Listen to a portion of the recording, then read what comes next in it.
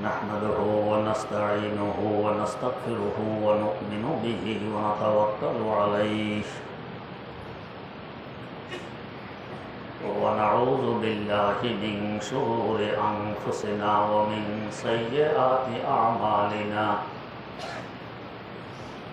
من يهده الله فلا مضل له ومن يضلله فلا هادي له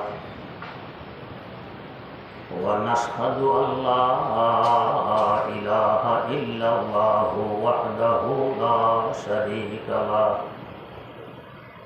ونشهد أن سيدنا ونبينا ومولانا محمدا عبده ورسوله أرسله بالحق بشيرا ونذيرا وداعيا إلى الله بإذنه وسراجا منيرا صلى الله تعالى عليه وعلى آله وأصحابه وسلم تسليما كثيرا أما بعد فأعوذ بالله من الشيطان الرجيم بسم الله الرحمن الرحيم يا أيها الذين آمنوا ادخلوا في السلم كافة ولا تتبعوا خطوات الشيطان إنه لكم عدو مبين صدق الله مولانا العظيم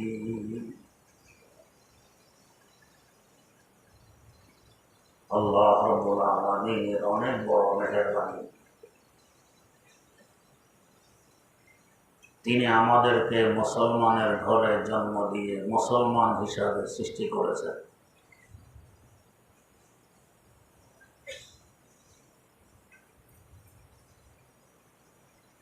প্রাপ্তবয়স্ক হওয়ার পর দেখার বিষয় আসলে আমি মুসলমান কিনা। ঈমানদারকে সম্বোধন করে আল্লাহ বলছেন, ও মুমিন বান্দাগণ, ইসলামে পুরোপুরি দাখিল হও, ঢুকে পড়ো। পুরোপুরি ইসলামে দাখিল হতে পারলাম কিনা। ইসলামের যত হুকুম হাকাম আছে এগুলো সব 5 প্রকারের। 1 নম্বর আকায়েদ, আকীদা, বিশ্বাস আল্লাহ একত্ববাদের উপরে, রাসূলগণের উপরে, ফেরেশতাদের উপরে, আসমানে কিতাব সমূহের উপরে, আখিরাতের উপরে। মৌলিকভাবে 5 বস্তুর উপরে আমার ঈমান ঠিক আছে কিনা। এদিকে আমি মুখে বলি লা ইলাহা ইল্লাল্লাহ, আল্লাহ ব্যতীত আর কোনো মাবুদ নেই, মুহাম্মাদুর রাসূলুল্লাহ, মুহাম্মদ সাল্লাল্লাহু আলাইহি ওয়াসাল্লাম আল্লাহ পাকের পাঠানো মানুষ। কিন্তু আমার কাজ লা ইলাহা ইল্লাল্লাহ অনুযায়ী হয় না। ইবাদতের মালিক একমাত্র আল্লাহ রাব্বুল আলামিন, মুখে বলতেছে লা ইলাহা ইল্লাল্লাহ, মাজারে গিয়ে দিতেছি মাজারওয়ালাকে সিজদা, কোন ভণ্ড ফকিরকে গিয়ে দিতেছি সিজদা। আমার কথা আর কাজ তো এক রইল না। পুরোপুরি মুসলমান কি রইলাম, আকীদার মধ্যেই তো গড়বড়। আমার রিজিকের মালিক আল্লাহ রাব্বুল আলামিন। এদিকে চুরি করি, ডাকাতি করি, চাঁদাবাজি করি, মস্তানি করি, ঘুষ খাই, সুদ খাই। তার মানে এগুলো ছাড়া আমার থাকা খাওয়া চলবে না, তাই তো এগুলো করি।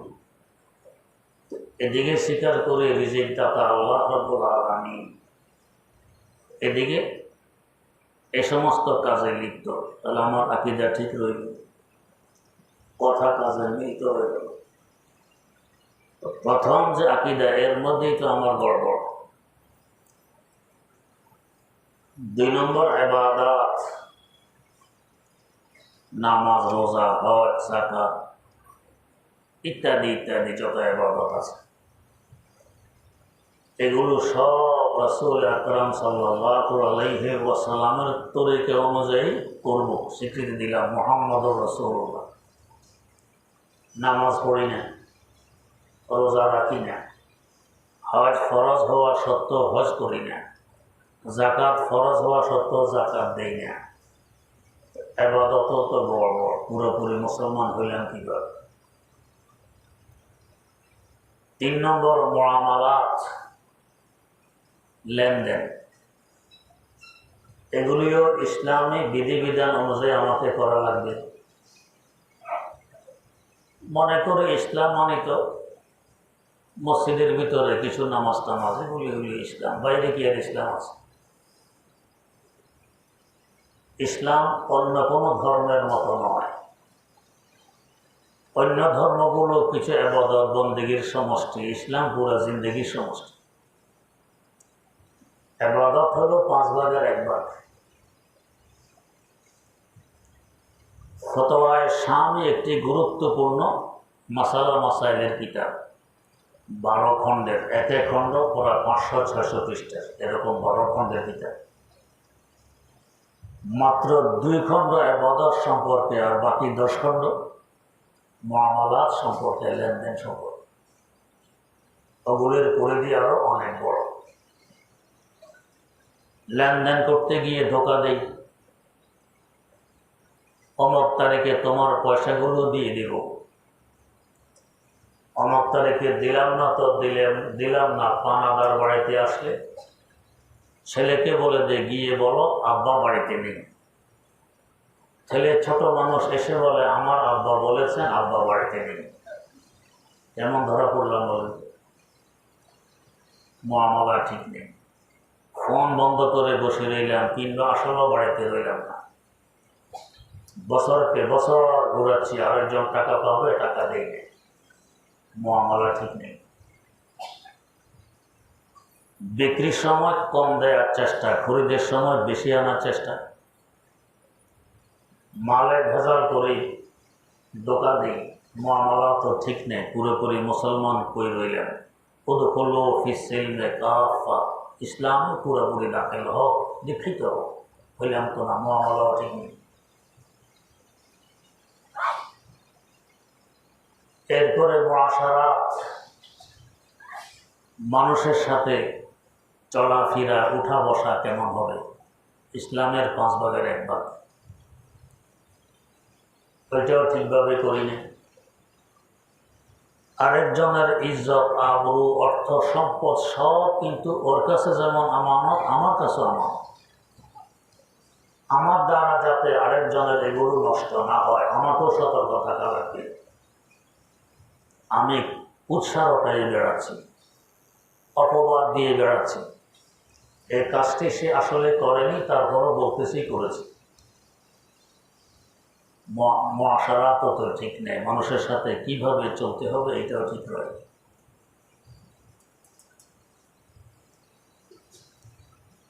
একজন মানুষ রোগী, রোগী দেখতে যাওয়া সুন্নত। তার অর্থ এই না যে রোগীর বাড়িতে গেলাম তো 3 দিন 4 দিন আর আসার নাম নেই। এখন বেচারারা কি রোগীর সেবা করবে না আমার মেহমানদারি করবে? কি বিপদে ফেলে দিলেন।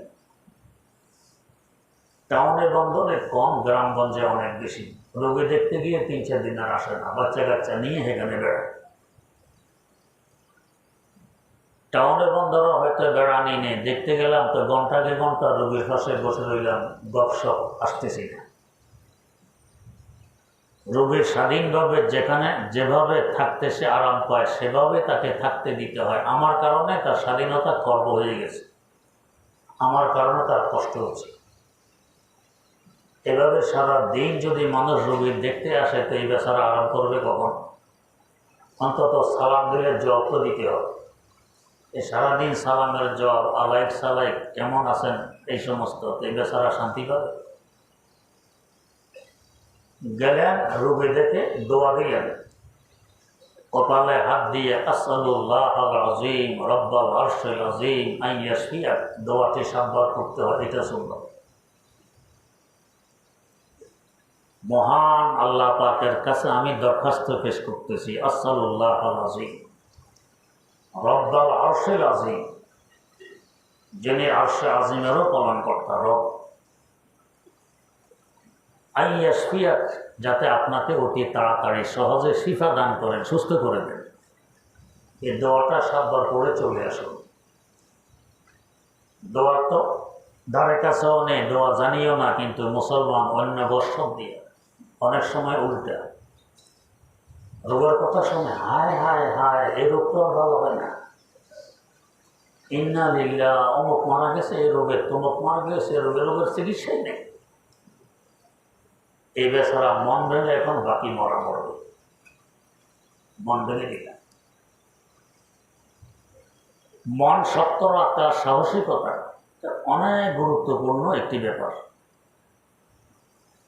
বলতে হবে আরে এই রোগ আরো কত কঠিন রোগ আল্লাহ পাক ভালো করে দেন ইনশাআল্লাহ। তো আমি দোয়া করছি, আল্লাহ ইনশাআল্লাহ ভালো করে দিবেন, মন ঘাবড়াবেন না, এই হালকা রোগ, এটা রোগ হয়ে ভালো হয়ে যাবে ইনশাআল্লাহ, দেখবেন তার কাছে ভালো লাগবে। হাকিমুল উম্মত মুজাদ্দিদুল মিল্লাত হযরত শাহ আশরাফ আলী থানভী রাহমাতুল্লাহ আলাইহি অসুস্থ, খাদেম পাঠাইলেন হাকিমের কাছে। রোগীর কাছে তো রোগের জটিলতা বলতে নেই, অন্যের কাছে প্রয়োজন বোধে বলা যায়। তো হাকিম খাদেমকে বলে ফেললেন, রোগ তো বড় জটিল, মনে হয় সারবে না, এই রোগে মারাও যেতে পারে। খাদেম বেচারা সোজা সাজা এসে হুজুরের কাছে হুবহু কথাগুলো বলে দিল। হযরত দিলেন ধমক, বের হ খানটা থেকে। বেচারা ভয়ে বের হচ্ছে, এবার ডেকে বললেন, দেখো কিছুক্ষণ ঘুরে ফিরে আবার আসবে, এসে বলবে ইনশাআল্লাহ আল্লাহ ভালো করে দিন, রোগ বড় হালকা, এটা বলবে। খাদেম বেরিয়ে গিয়ে কিছুক্ষণ ঘুরে ফিরে এসে বলতেছে, হুজুর আপনার রোগ হালকা, ইনশাআল্লাহ আল্লাহ ভালো করে দিবেন। হযরত বলেন, আগের অবস্থা পরের অবস্থা আমি দেখতেছি অনেক ব্যবধান। আগে তো ঘবরাই গেছি, এরপরে সাহস এসে গেছে। রোগী দেখার এটি হলো নিয়ম, তাকে সাহস দাও, তাতে মনোবল বাড়ে। আমরা উল্টা তার মন ভেঙে দিই। তেমনিভাবে কেউ মারা গেছে, এখন তাকে এসে সান্ত্বনা দেয়, এটা সুন্নাত।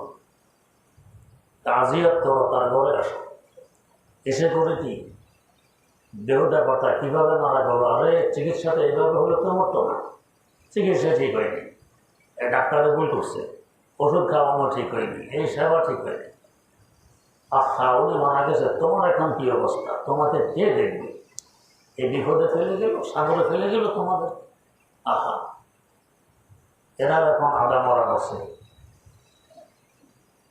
এটা কি তাজিয়ত হলো? তাজিয়ত তো সান্ত্বনা। আমরা মনে করি তার শোকে আমি অংশীদার হইলাম, এটা অংশীদার হওয়া নয়, এটা বইল না। বরং ভাই মারা গেছেন, আমিও তো যাবো, তুমিও যাবে। ইন্না লিল্লাহি, আমরা সবাই আল্লাহ, ওয়া ইন্না ইলাইহি রাজিউন, তার কাছে তিনিও গেছেন, আমরাও যাচ্ছি, আমরাও যাব। এটা হলো ইসলামের নিয়ম, সান্ত্বনা দাও। তোমার দেখাশোনা আর কত অসহায়কে আল্লাহ দেখাশোনা করে। আল্লাহ রাব্বুল আলামিন আপন বান্দাকে বিপদে ফেলবেন, এটা আল্লাহ পাকের নিয়ম নয়। ইনশাআল্লাহ আগে থেকে আরো ভালো চালাবেন, আল্লাহ পাক সান্ত্বনা দিবেন। মুআশারাত, মানুষের সাথে কীভাবে মিলতে হবে। 5 নম্বরে আখলাক, আমার আত্মশুদ্ধি, আমার ভিতরগত ব্যাপার। উপর দিয়ে যেভাবে ঠিক করতে হবে, ভিতরও ঠিক করা লাগবে। ভিতর ঠিক নেই, উপরে যতই মলম লাগাই যে রোগ সারবে না। আমার শকর, সবর, ধৈর্য ইত্যাদি ইত্যাদি অনেক কিছু আছে, এগুলো ঠিক আছে কি? এই 5 প্রকারের সমষ্টিগত হইল ইসলাম। আমরা মনে করি শুধু নামাজ কালাম পড়লাম বস ইসলাম শেষ না। তাই যারা ধর্মীয় জ্ঞান রাখি না, কোরআন হাদিস এগুলি পড়িনি, অন্য লাইনে লেখাপড়া করেছে, ওরা খ্রিস্ট ধর্মের সাথে অন্য ধর্মের সাথে আমার ধর্মকে মিলানোর চেষ্টা করে। তাই লেনদেনও যে করতে হবে আল্লাহ পাকের বিধিবিধান অনুযায়ী, মুআশারাত, আখলাক ইত্যাদি, এগুলো তাদের ধারণাই নেই। ইসলামের পরিধি এত ছোট নয়। এবার আসি 1 নম্বর, ইসলামের আকীদা। কি আকীদা রাখতে হবে না আকীদা সম্পর্কে কোনো কিতাব পড়েছি, সহি কিতাব, না কোনো বিজ্ঞ আলেমের কাছে শেখার চেষ্টা করেছি? জীবনে পড়িও নাই, কোনো আলেমকে জিজ্ঞাসা করি নেই আমার আকীদা ঠিক না বেঠিক। আমার ঈমান নিয়ে তো টানাটানি। মুসলমান তো হেল্প করে, আকীদা ঠিক নেই, নামাজ রোজা যতই করি 2 পয়সার মূল্য আছে। একজন অমুসলিম যদি খুব নামাজ পড়ে, রোজা রাখে, এগুলি কবুল হবে? হবে না। তাহলে তো আমার আকীদা ঠিক রাখতে হবে। তো আকীদা কি এটাই বুঝি না, পড়িও নাই, কারো কাছে জিজ্ঞাসাও করিনি। তো আমার আকীদা যদি ঠিক না থাকে, নামাজ রোজা কী লাভ হবে? অনুভূতি তো আসে নাই যে আমার আকীদা কি হইতে হবে। এই জন্য সহজে বেহেশতি জীবন এখন তো বাংলায় পাওয়া যায়, আমাদের আশেপাশে ব্যবহৃত আছে। বেহেশতি জীবনের শুরুতে আছে আকীদা সম্পর্কে আলোচনা। কি কি আকীদা পোষণ করব? সহি একটি কিতাব বেহেশতি জীবন সংগ্রহ করি, আকীদা ঠিক রাখার চেষ্টা করি। বাংলা যদি পড়তে না পারি, আরেকজন পড়বে, আমি শুনব। তাও যদি সম্ভব না হয়, বিজ্ঞ আলেমের কাছে জিজ্ঞেস করব কি কি আকীদা আমার হওয়া দরকার। আমরা বলি তো নামাজ না পড়লে কি হবে, আমার আকীদা ঠিক আছে।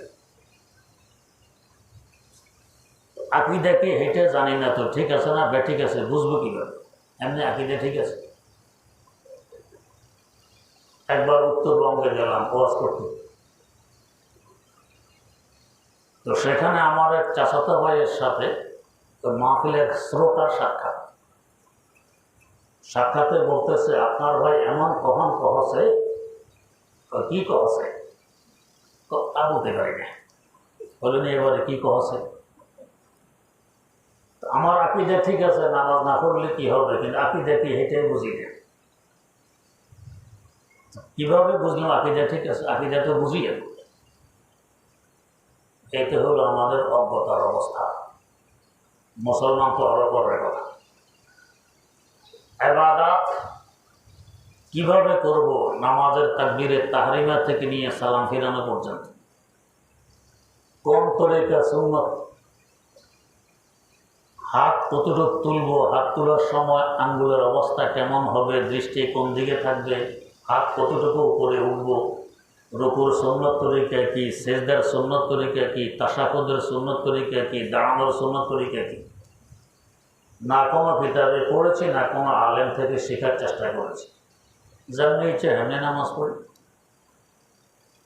ইবাদতের মধ্যে যে প্রথম গুরুত্বপূর্ণ ইবাদত নামাজ, এইটাই ঠিক নেই।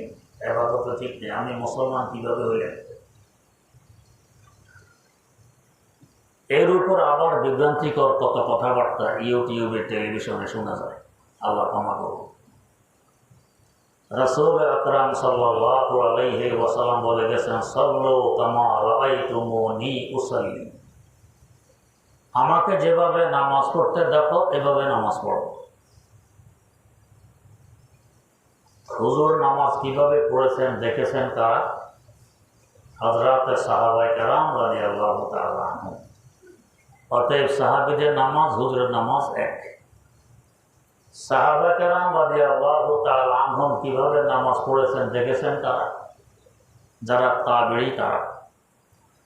তার মানে তাবেঈ এবং সাহাবীদের নামাজ এক। তাবেঈরা কিভাবে পড়েছেন তা দেখেছে তারা তাবে তাবি, তার মানে তাবে তাবে এবং তাবিদের নামাজ এক। এই দেখার সিলসিলা আজ পর্যন্ত আমাদের কাছে অব্যাহত এসেছে। আমাদেরকে যখন হাদিসে নামাজ পড়ান ওস্তাদগণ সব দেখাই দিয়েছেন, হাত কিভাবে তুলবে, রুকু কিভাবে করবে, সেজদা কিভাবে করবে, তাশাহুদে কিভাবে বসবে, সালাম কিভাবে ফিরাবে দেখাই দিয়েছেন। কেন? তাকে দেখাই দিয়েছেন তার ওস্তাদ, তাকে দেখাইছেন তার ওস্তাদ, তাকে তার ওস্তাদ, এভাবে উপরে চলতে চলতে রাসূলুল্লাহ সাল্লাল্লাহু আলাইহি ওয়াসাল্লাম পর্যন্ত পৌঁছেছে। তো তার মানে আমাদের নামাজটা রাসূল আকরাম সাল্লাল্লাহু আলাইহি ওয়াসাল্লামের নামাজ, সাল্লু কামা রাআইতুমুনি উসাল্লি। এখন এক সম্প্রদায় তো হানাফিদের তো নামাজ হয় না, তো কীভাবে হবে? সাগাইয়া দাঁড়াইতে হবে, দুই পা যতটুকু সরানো যায়। এখন মাঝে মধ্যে দেখি আরব দেশ থেকে জুব্বা নিয়ে আসে, ওদের জুব্বার দেড় একটু কম হয়, তো চায় আরো সাগাইতে, কিন্তু জুব্বা আর সাগাইতে দেয় না, জুব্বা বাধা দেয়, পা আর এদিকে যায় না। যদি মসজিদের এক লাইনে 50 জন মুসল্লি দাঁড়ানো যায়, এই সেখানেওয়ালা সম্প্রদায় যদি দাঁড়ায়, এরা 30 জনের পুরো লাইন দখল করে ফেলে, আর জায়গা হয় না 20 জনের সাগাই। কোনো হাদিসে, কোনো আসরে, কোনো ফতুয়ায় কথা নেই যে নামাজের সাগাইয়া দাঁড়াই দিও, নিজের মন গড়া। এটা নাকি রাসূলের নামাজ, আস্তাগফিরুল্লাহ, রাসূল সাগাইয়া দাঁড়াতে নেই। কোন একজন মানুষের সামনে তো সাগাইয়া দাঁড়ায় দেখে বেয়াদবি মনে করা হয়। কেউ বলে সেতরাইয়া দাঁড়ায়, কেউ বলে সেদরাইয়া দাঁড়ায়, বা পা অনেক ফাঁক করে দাঁড়ায়। আপনার সামনে আপনার ছাত্র এভাবে সাগাইয়া দাঁড়ায়, আপনার কাছে কেমন লাগবে?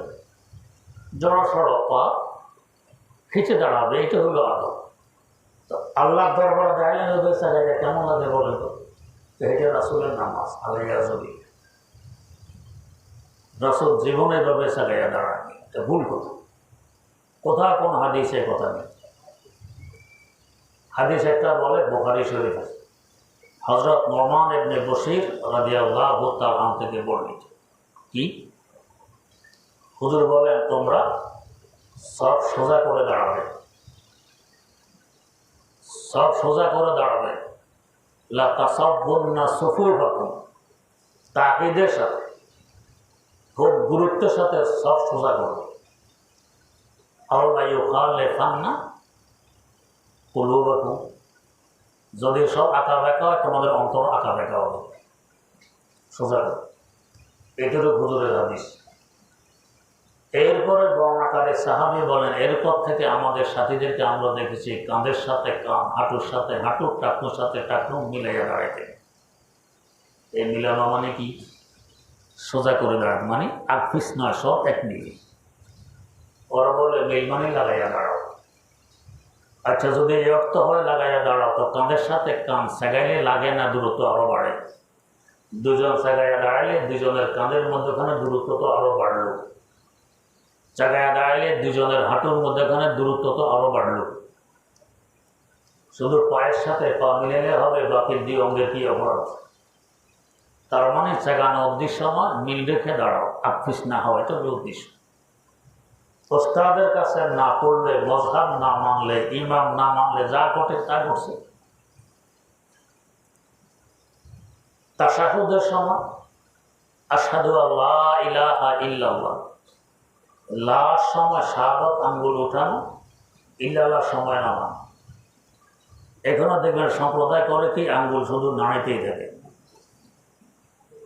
যখন মাছ ধরার জন্য বড়শি ফেলে নদীতে, খালে, পুকুরে, তো মাছ ধরলো কিনা এটা বোঝার জন্য সুতার মধ্যে পাটখড়ি কিংবা শোলা কিছু একটা বেঁধে দেয়। মাছ ধরলে এটা ডুবে আর ওঠে, ডুবে আর ওঠে। নামাজে যেন ওটাকে কোন এলাকায় বলে সুন্নাহ, এটা ডুবে আর ওঠে। এই নামাজে আঙ্গুল যেন মাছ ধরছে, হে ডুবে আর ওঠে, এটা আঙ্গুল এরকম করে। এই তামাশা নামাজে করে, এটা করে নামাজে একাগ্রতা থাকবে। হাদিসে তো আছে উসকুনু ফিস সালাহ, নামাজে স্থির থাকো। এখন আঙ্গুল নিয়ে এই তামাশা এরকম করতে আছে, এটা রাসূলের হাদিস আলাইহি। হাদিসে আছে হুজুর আঙ্গুলকে নাড়াইছেন, নাড়ানো মানে উঠেতে আর নামাইতে, এটা নাড়ানো হইল না। নাড়ানো মানে উঠানের নাড়ানো, নাড়ানো মানে নামানো নাড়ানো। ওস্তাদের কাছে হাদিস পড়ে নাই, মজহাব মানে না, ইমাম মানে না, তো নাড়ানো মানে সারা সময় নাড়ো সুন্দর মতো, কেমন লাগে, একাগ্রতা নষ্ট। এটা নাকি সহি নামাজ, আমরা যে হই নাকি ভুল নামাজ। এই কালকে আমাদের এক মুসল্লি আমাকে শুনে গেল, হুজুর ইউটিউবে এক এক সম্প্রদায় বলে আমাদের নামাজ ঠিক হয় না। আমার মনে সবসময় যাবে আল্লাহ রাসূল কীভাবে ঘটতেন যদি একটু দেখতে পাই। তো রাসূল তো আজ থেকে 1450 বছর আগে বিদায় গ্রহণ করেছেন, দেখবো কীভাবে, কিন্তু অন্তরে এটা কীভাবে দেখবো যদি দেখতে পাই। হুজুর আল্লাহর মর্জি, হঠাৎ একদিন শুনি স্বপ্নে, তো আজকে রাসূলুল্লাহ সাল্লাল্লাহু আলাইহি ওয়াসাল্লাম নামাজ দেখাবেন। কোথায়? আকাশে, পশ্চিম আকাশে। মানুষের ভিড় রাসূলের নামাজ দেখতে। ওই ঠিকই একটু পরে তিনি আসলেন, নামাজ দেখালেন, হুবহু হানাফিরা যেভাবে নামাজ পড়ে এইভাবে দেখাই দিয়ে। তো এটা হলো আমার নামাজ। এই কালকে আমাকে বললেন, হুজুর আশ্চর্য হলাম, স্বপ্নে আমার আবেগটা আল্লাহ পাক পূরণ করে দিলেন, হুজুর দেখাই গেলেন নামাজ কীভাবে পড়তে হয়। আমি বললাম যে এটা একটা হাদিসের বর্ণনা, আবু দাউদ শরীফের সহিহ হাদিস, হযরত ইবনে মাসউদ রাদিয়াল্লাহু তাআলা, যে ইবনে মাসউদ পরহেজগারি, তাকওয়া, খোদাভীতি, বিচক্ষণতা, ইলম কালাম সাহাবায়ে কেরামের মধ্যে শতসিদ্ধ। এমনকি হযরত আবু যর গফারি রাদিয়াল্লাহু তাআলা আনহু রাবাজায় থাকতেন, উনি আর ওনার স্ত্রী মদিনা শরীফ থেকে একটু দূরে, ইন্তেকালের সময় ঘনিয়ে গেছে। স্ত্রী পেরিশান, এই মুহূর্তে স্বামী মারা গেলে আমি একা, গোসল দিবে কে, পানি পাবো কই, কবর খনন করবে কে, কাফন পাবো কই, জানাজা করবে কে, দাফন করবে কে, পেরিশান। স্ত্রীর চেহারা দেখে বুঝলেন স্ত্রী আমাকে নিয়ে পেরিশান। সান্ত্বনা দিলেন, তুমি পেরিশান হইও না, আমি যার গোলাম, আমার ব্যবস্থা তিনিই করবেন। তবে আর দুনিয়া বিল ওয়াসাইল, তুমি বোরকা পরিধান করে রাস্তার কিনারে গিয়ে বসো, দেখবে সিরিয়া থেকে একদল মানুষ আসতেছে, শুধু ওদেরকে বলবে যে তোমাদের ভাই আবু যর গফারি বিদায়ের পথে, আর কিছু বলার। স্ত্রী পর্দা করে রাস্তার কিনারে বসলেন, দেখলেন ঠিকই সিরিয়ার দিক থেকে একটা কাফেলা আসতেছে, বললেন তোমাদের ভাই আবু যর গফারি বিদায়ের পথে, শেষ অবস্থা। এরা আসলো তাঁর ঝুঁকড়িতে, দেখে ঠিকই শেষ অবস্থা। হযরত আবু যর গফারি রাদিয়াল্লাহু আনহু বললেন, আমি তো বিদায়ের পথে, আমার কাফনের কাপড়ের কোনো ব্যবস্থা নেই, কোনো কাপড় নেই, তোমরা কি ব্যবস্থাটা করতে পারো? তো একজন কাপড় দিল, যে হুজুরে আমার কাপড় আছে এটা আপনাকে দিয়ে দিলাম। বলেন আমি এটা গ্রহণ করতে পারবো না। কেন? তুমি সরকারি চাকরি করো। আল্লাহু আকবার, এই জমা, তুমি সরকারি চাকরি করো, ট্যাক্স ইত্যাদি উসুলের সময় মাঝে মধ্যে জুলুম হয়ে যায়, বাড়াবাড়ি হয়, সরকারি বেতনের খরিদকৃত এই কাপড় আমি নিতে পারবো, এমন পড়ে যায়। ওই কাফেলায় আব্দুল্লাহ ইবনে মাসউদ রাদিয়াল্লাহু আনহু ছিলেন।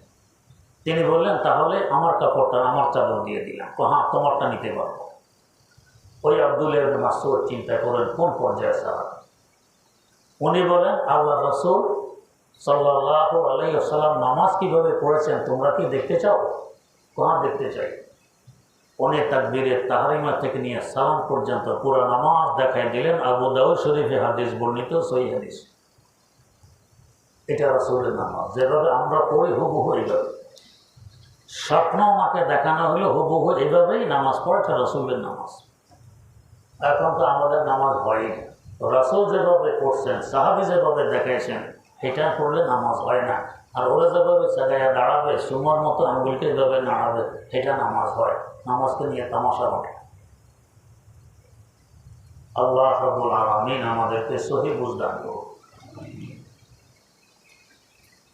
এই ইবনে মাসউদ রাদিয়াল্লাহু তাআলা যেহেতু হুবহু নামাজ দেখানো রাসূল,